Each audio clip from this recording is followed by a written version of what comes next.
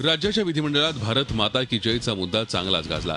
याच मुद्द्यावरून एमआयएमचे आमदार वारिस पठाण यांना अधिवेशन संपेपर्यंत निलंबित करण्यात आलं। मात्र याच निलंबनाचं राजकीय भांडवल करून फायदा उचलण्याचा प्रयत्न एमआयएम कडून केला जाणार आहे। मुंबई महानगरपालिकेच्या आगामी निवडणुका डोळ्यासमोर ठेवून एमआयएम मुंबईत मेळाव्याचं आयोजन करणार आहे।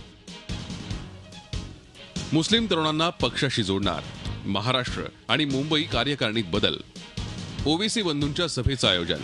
कॉन्सन्ट्रेशन आता सगळ्यांचे जे आहे पार्टीच्याही मुंबईला आहे आणि मी जे मुंबईचा एकच आमदार असो त्याच्यामुळे जबाबदारी जिम्मेदारी जास्त आहे आमच्यावर आणि आम्ही लोक आता मेहनतच करताच आहोत। पण पार्टी जे कॅडर आहे मुंबईला त्यांनाही प्रोत्साहन करायची आणि काम करायलासाठी सगळ्यांना आपण प्रोत्साहन देण्यासाठी आम्ही सगळं प्रयत्न करत आहोत। मुस्लिम आणि दलित हे काँग्रेसच्या हक्काचे मतदार मानले जातात। मात्र एमआयएमनं या राजकीय खेळीचा काँग्रेसनं चांगलाच धसका घेतलाय।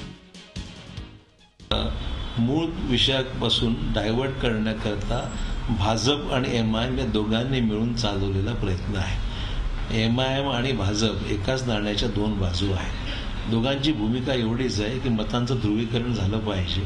हिंदू मुस्लिम मतं जी विभागली गेली त्याचा फायदा भाजपला आणि परस्पर एमआयएम सारख्या जातीवादी संघटनांना होईल, हे गणित धरूनच त्यांनी प्रयोग सुरू केलेला आहे।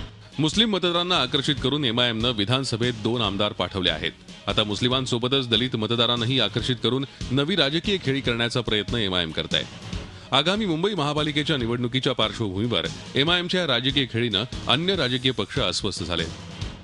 शिवसेना, मनसे मराठीची आक्रमक भूमिका मांडतायत तर इतर पक्ष अमराठी मतं आपल्याकडे खेचतायत।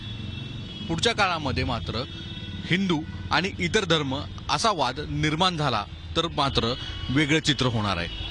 कदाचित एमआयएमच्या उडीमुळे हेच चित्र भविष्यात पाहता येणार आहे। व्हिडिओ जर्नलिस्ट संदेश बाईकरसह सागर कुलकर्णी, झी मीडिया, मुंबई।